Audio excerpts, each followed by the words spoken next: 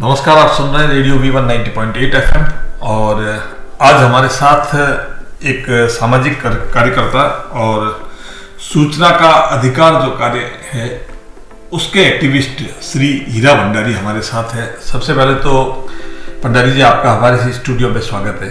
धन्यवाद। भंडारी जी, बहुत लंबे समय से मैं देख रहा हूँ कि आपका रुझान जन सेवा के साथ साथ सूचना के अधिकार में आप कार्य करके और लोगों को कुछ राहत देने में या सामाजिक सरोकार के काम करते हैं। किस प्रकार से ये आपको मिली प्रेरणा? मुझे आने जाने में कई चीज़ें ऐसी लगी कि वो वास्तव में आम आदमी के लिए ज़रूरी है।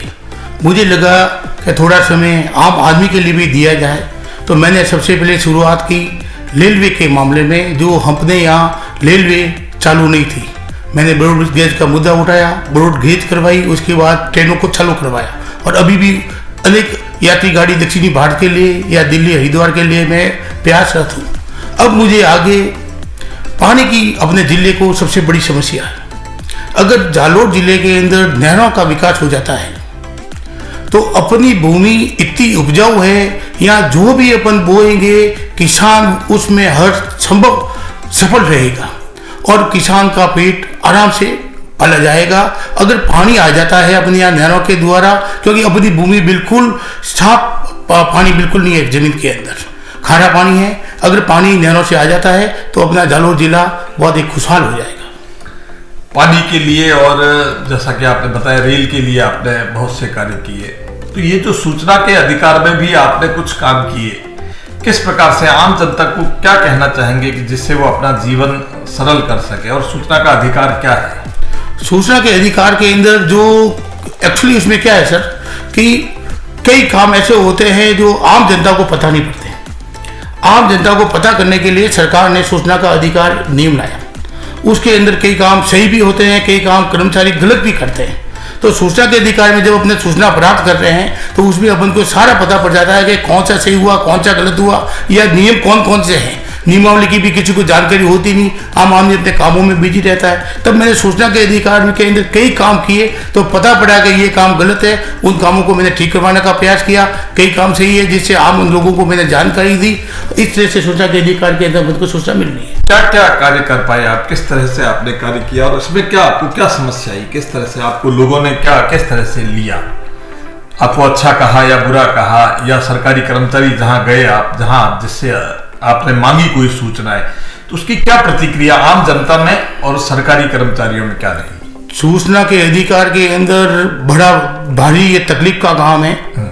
सबसे पहले तो सूचना का अधिकार मांगने वाले का सीना 56 इंच नहीं 152 इंच होना चाहिए, क्योंकि इसके अंदर जो मांगता है तो कोई ना कोई उसके अंदर राज खुलता ही है। राज खुलता है तो जिस आदमी ने गलती की है वो मानने के लिए तत्पर रहता है। और कई ऐसे हादसे राजस्थान में हुए भी हमारे कैंडिडेटों के साथ में जो हमारे सूचना के अधिकार में काम कर रहे हैं। मैंने भी लेके मुद्दा उठाया था, सबसे पहले उठाया था कि ये सारे अधिकारी है वो एसी चलाते हैं।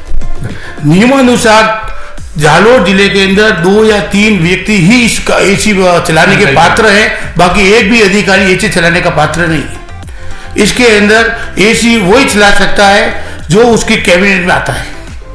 तो मैंने एसी का मुद्दा उठाया। एसी का मुद्दा मैंने जालोर एक छोटे से लेवल पे उठाया था। राजस्थान लेवल से मैंने सारी सूचना मांगी थी, पूरे राजस्थान को मैंने हिला दिया था। राजस्थान में अनेक अधिकारियों की मैंने एसी हटवा दी थी। उसके बाद में मैंने बड़ा मुद्दा उठाया था। एक बार मैं शिवाजी नगर से मेरी दुकान की तरफ जा रहा था, तो यहाँ से रैली जा रही थी। उसमें छोटे छोटे बच्चे, बिल्कुल 2 साल 3 साल के बच्चे एडमिट किए होंगे, तो वो 2-3 क्लास वाले बच्चे चल रहे थे। एक बच्चे को शंकु आ गया, पेशाब करने के लिए साइड में गया तो पीछे से उस मास्टर ने लेके उसको लकड़ी मार दी। मुझे बड़ा दर्द हुआ। मैंने कहा छोटा बच्चा है, उसको पेशाब आया, साइड में खड़ा होकर कर दिया, उसे रोड पे मारा, तो मुझे वो चैन नहीं हुआ। मैंने उस मुद्दे को लेकर राजस्थान लेवल तक उठाया, तो राजस्थान लेवल पर फिर वहां से जो महिला जो इसकी जो बच्चों की जो अधिकारी है उसका नाम याद नहीं आ रहा, तो उसने यहाँ सर्किट में आई, सर्किट हाउस में आए, मेरे से मीटिंग हुई। मीटिंग के अंदर फिर उन्होंने मुझे मेरी बात को सुना और समझा उस बात को। उसके बाद उन्होंने यह डिसीजन लिया पूरे राजस्थान के अंदर 5 साल से छोटे बच्चों को कोई रैली के अंदर नहीं घुमाएगा। रैली में घुमाने का अधिकार एकमात्र कर्मचारियों को ही है या नर्सिंग वालों को है, वो ही रैली के अंदर घूम सकते हैं, बच्चे नहीं घूम सकते, पर बड़े बच्चों को भी ये घुमाते हैं। तो ये राज खुला। इसके बाद में तीसरा मैंने उठाया मुद्दा कई नगर परिषद के नगर परिषद के अंदर मामले ज़्यादा धड़पड़े चलते हैं। अब मैं आपको एक एक क्या बताऊं, काफ़ी कुछ है, हर विभाग में जाओ, हर विभाग के अंदर काफ़ी कुछ भ्रष्टाचार होता है और भ्रष्टाचार का सूचना के अधिकार के अंदर राज खोलता है। पर राज खोलने के लिए अब उनको बहुत हिम्मत रखनी पड़ती है, कई धमकियाँ आती है, कई लड़ाई होती है, कई तरह से सावधानी रखनी पड़ती है, इसलिए ये कठोर है। और अब तो गवर्नमेंट इस पर थोड़ा ज़्यादा अगर कठोरता से काम कर ले, स्ट्रिक्टनेस हो जाए, तो देश के अंदर ये जो भ्रष्टाचार है काफ़ी कम हो जाएगा और विकास की गति बहुत तेज बढ़ जाएगी।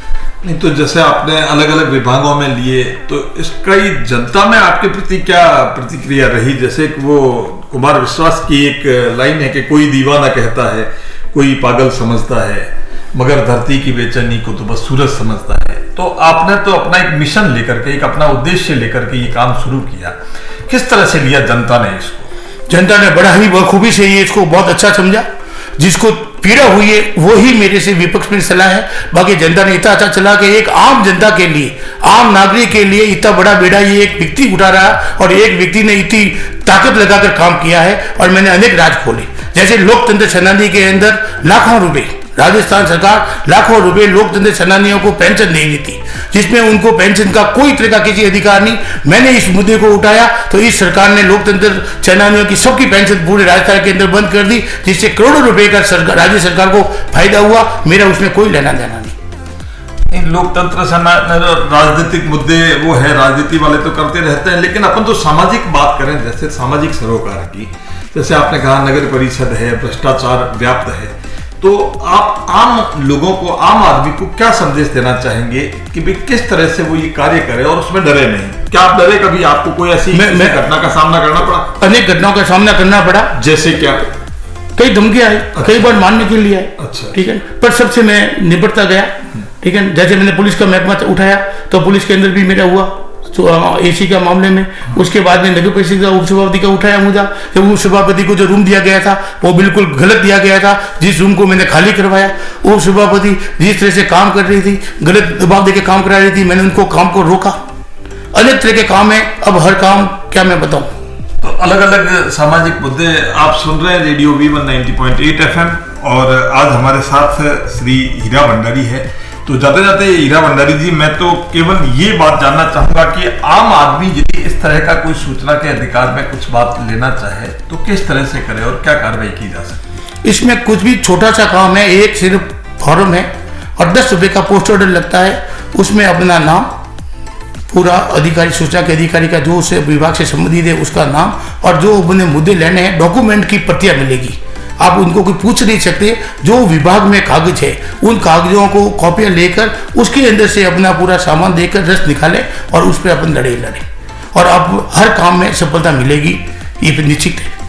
बहुत बहुत धन्यवाद हीरा भंडारी जी, आप पधारे हमारे स्टूडियो में, बहुत महत्वपूर्ण जानकारी आपने हमको दी। रेडियो V1 90.8 FM ने आज मुझे बुलाया और बहुत अच्छा कार्यक्रम चला, उसके लिए बहुत बहुत आपको भी धन्यवाद। Thank you.